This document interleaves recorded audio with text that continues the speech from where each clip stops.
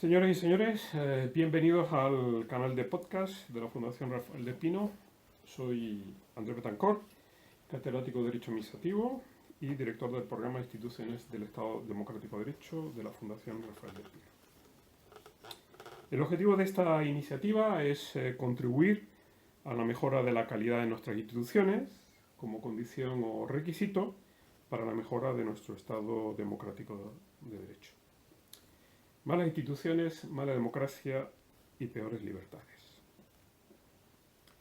Hoy vamos a dialogar con Silvia del Saz, catedrática de Derecho Administrativo de la UNED, con un currículum espectacular, no solamente desde el punto de vista académico, sino además de una experiencia en distintos ámbitos.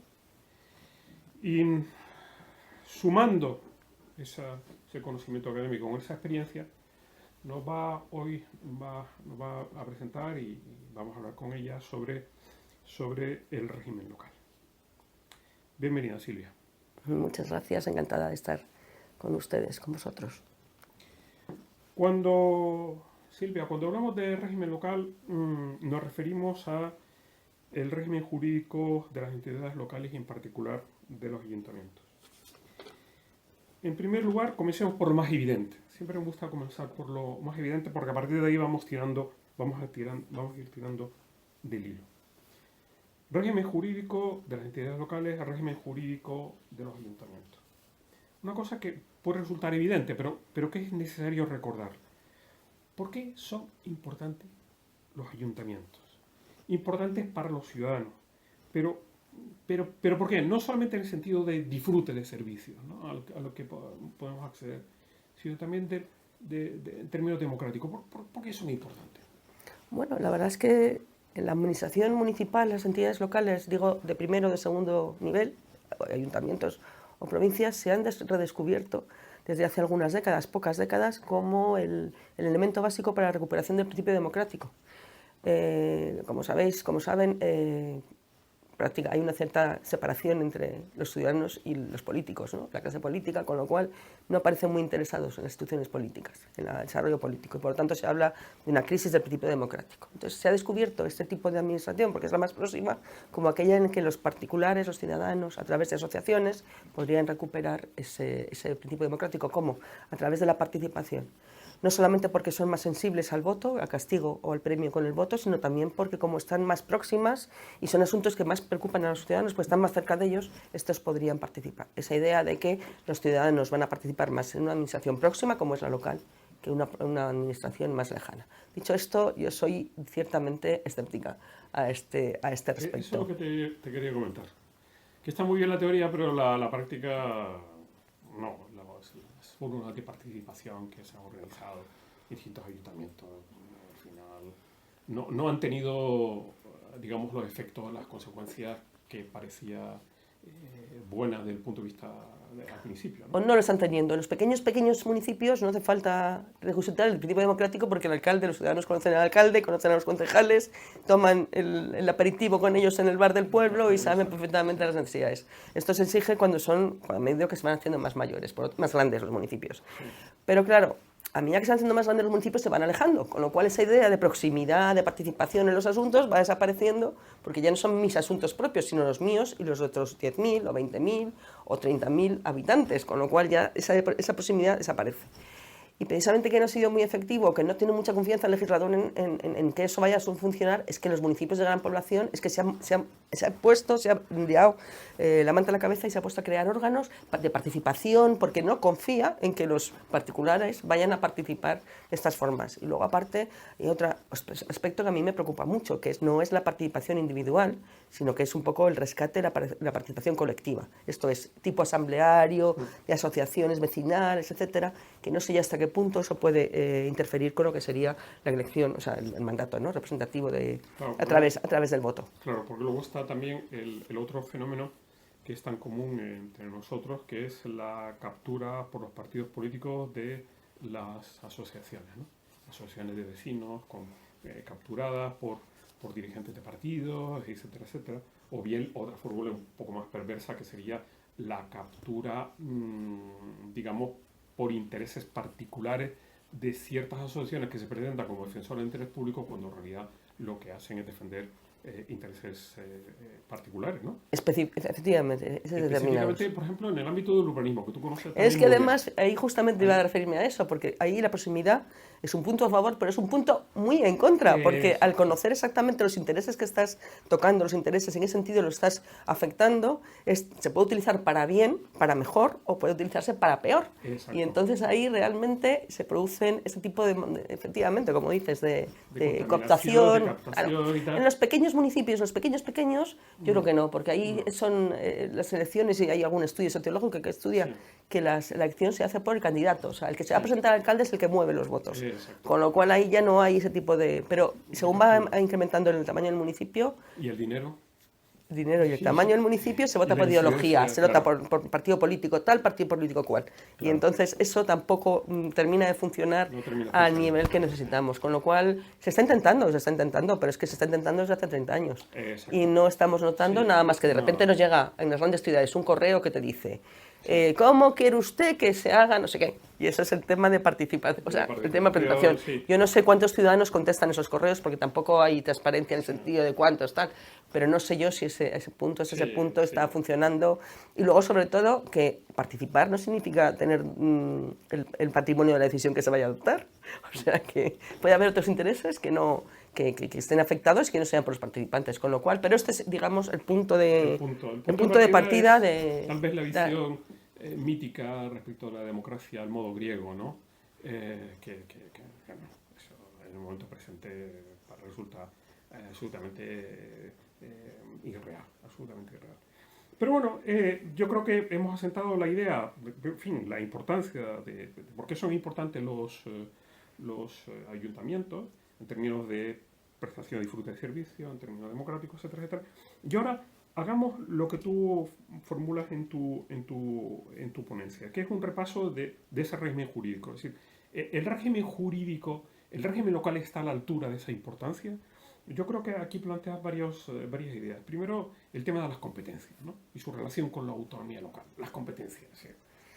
Esto es quizás el elemento más fallido porque, bueno, es fácil decirlo, después de tantos años de Constitución, yo habría puesto en la Constitución, no hubiera dejado de poner, pero es de las cosas que se ha visto, que el hecho de que la Constitución diera por supuesto que iba a haber este nivel, digamos, el hermano pequeño de administración o de entidades, y lo dejara un poco sobre lo que estaba y lo que se fuera a construir, lo que ha ocurrido es que lo que no se dio cuenta es que lo que estaba haciendo es establecer un reparto de un pastel, que tenía un pastel que inicialmente tenía el Estado, lo reparte con las comunidades autónomas y lo reparte con los municipios. Y además, la mayor parte de las competencias que van a asumir los municipios proceden de las comunidades autónomas, porque son las competencias adjuntivas de prestación de servicios que son las que lógicamente van a asumir los municipios, no van a asumir las grandes competencias de normación o de relaciones internacionales. Es absurdo pensarlo, ¿no? Entonces, las competencias iban a salir de las comunidades autónomas. Y en vez de agarrarse ese extremo y decir cómo repartimos entre Estado, comunidades autónomas y municipios las competencias, se dijo reparto entre el Estado y las comunidades autónomas y ya veremos cómo se reparten las competencias de los municipios.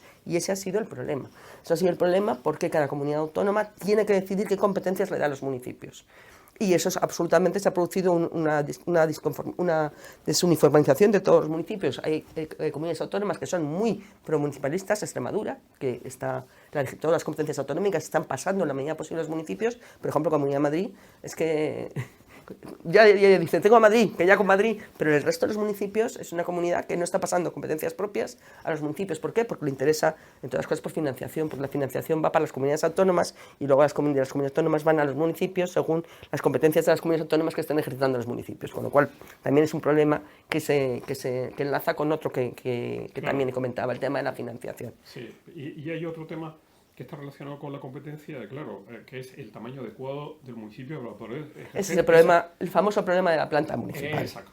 El problema que es el típico problema que no jamás nadie se atreve a solucionarlo y sin embargo es el problema que es feteno. O sea, para que tú puedas dar competencias a las entidades locales tienes que tener un núcleo de población que te permita prestar los servicios. Si tú dices, por ejemplo, citas que el 61% de los municipios tienen menos de 1000 habitantes. ¿No? Que es lo mismo que se pedía en la Constitución de Cádiz en 1812 para constituir un municipio. Entonces, claro, incluso el porcentaje de municipios con menos de 100 habitantes sigue siendo un porcentaje bastante relevante. Entonces, aquí se plantea un problema, es decir, objetivamente no reúne las condiciones para el disfrute, el ejercicio de esa competencia. Pero por otro lado, los vecinos sienten un apego brutal respecto de su municipio. Es conocida aquella noticia donde el arzobispado decidió que la campana fuese al museo arzobispal y los 3 vecinos se enfrentaron a la Guardia Civil, la madre con sus hijos de provecta edad, se enfrentaron a la Guardia Civil e impidieron que se pudiera llevar la campana.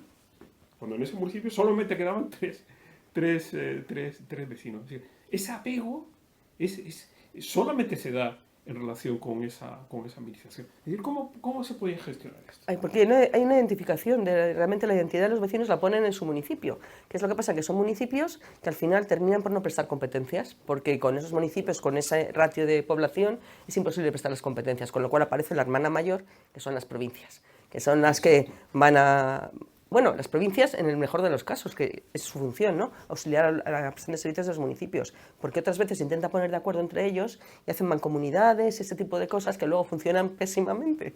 Terminan al final rescatándose por la comunidad autónoma, o en su caso por la Diputación, si son provinciales, para poder prestar el servicio como Dios manda. Entonces, el problema es que se mantienen municipios, pero no están prestando las competencias, no están prestando los servicios que tenían que prestar porque no pueden, con lo cual entra el segundo nivel. Entonces la pregunta es, ¿y por qué tenemos que mantener 8.100 municipios con 70.000 concejales si luego no pueden ni siquiera prestar las competencias de los más mínimos servicios de recogida y que están prestándose por mancomunidades, de recogida de basuras, es decir, todo este tipo de servicios? En la mayor parte de estos municipios no se prestan por el municipio, se prestan por ese municipio en agrupación con otros muchos o bien por la Diputación. El ejemplo típico es Castilla y León. Castilla y León, que es la reina de los municipios pequeñitos, que es la que tiene más municipios despoblados en España, y con Cataluña también tiene bastantes.